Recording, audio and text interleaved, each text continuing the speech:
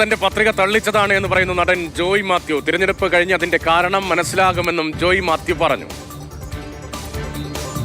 എല്ലാവരും അവരുടെ സമ്മതിദാനാവകാശം വിനിയോഗിക്കുന്ന ഒരു നല്ല ദിവസം തന്നെ, പ്രത്യേകിച്ച് ആഗസ്റ്റ് 15 സ്വാതന്ത്ര്യ ദിവസം. മുമ്പെങ്കിലും ടൈപ്പ് ഒരു ഇലക്ഷൻ കൂടെ പ്രചാരണം കൂടിയായിരുന്നു. കാരണം വലിയ ആരോപണങ്ങളും പ്രത്യാരോപണങ്ങളും ഒക്കെ ഉണ്ടായിരുന്നു. പ്രചാരണം നിയമസഭാ ഇലക്ഷൻ കാണുന്ന പോലെ ഇപ്പോൾ അമ്മ ഇലക്ഷൻ കാണുന്നു. പ്രചാരണം കുറച്ച് നന്നായിരുന്നു പ്രാവശ്യം. തെരഞ്ഞെടുപ്പ് പക്ഷത്തിന് മുമ്പും തെരഞ്ഞെടുപ്പ് നടന്നിട്ടുണ്ടല്ലോ. കഴിഞ്ഞ പ്രാവശ്യം തെരഞ്ഞെടുപ്പ് തന്നെയായിരുന്നു. അപ്പം പ്രചാരണം നല്ലതല്ലേ. അമ്മയുടെ തിരഞ്ഞെടുപ്പ് നടക്കുകയാണ്. ദേവന്റെ പ്രതികരണം. അത് മുമ്പില്ലാത്ത ഒരു ഗൗരവമേറിയ ഒരു ഇലക്ഷനാണത്.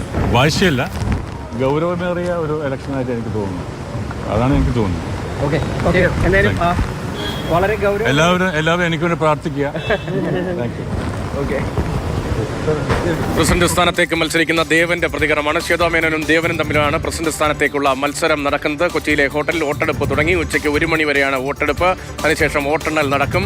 ആരാകും നടീനടന്മാരുടെ സംഘടനയെ നയിക്കുക, ആദ്യമായി ഒരു വനിതാ പ്രസിഡന്റ് വരുമോ എന്നുൾപ്പെടെയുള്ള കാര്യങ്ങളിൽ വ്യക്തത ഈ ദിവസം തന്നെ ഉണ്ടാകാൻ പോകുന്നു.